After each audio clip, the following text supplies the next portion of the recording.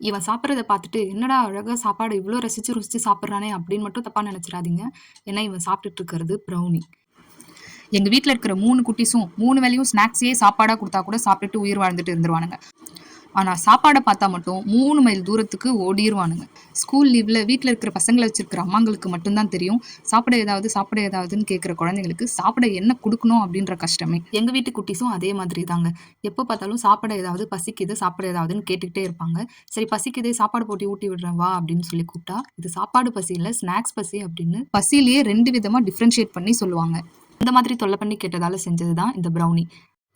முதல்ல சாக்லேட்டையும் பட்டரையும் தனியா மெல்ட் பண்ணி எடுத்து வச்சுக்கிட்டேன். அதுக்கப்புறம் 2 முட்டை கூட நாட்டு சர்க்கரை மிக்ஸ் பண்ணி நல்லா கிரீமி பதமா வர அளவுக்கு மிக்ஸ் பண்ணி எடுத்துக்கிட்டேன்.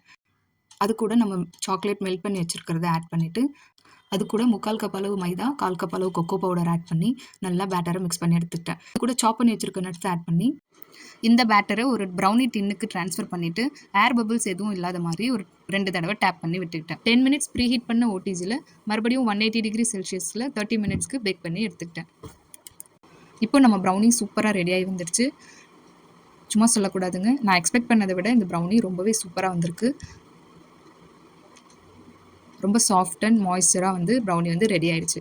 இப்போ இது மேல நான் ஆல்ரெடி ரெடி பண்ணி வச்ச இந்த சாக்லேட் கனாஷ வந்து சும்மா டெக்கரேஷனுக்காக நான் வந்து போட்டுக்கிறேன்.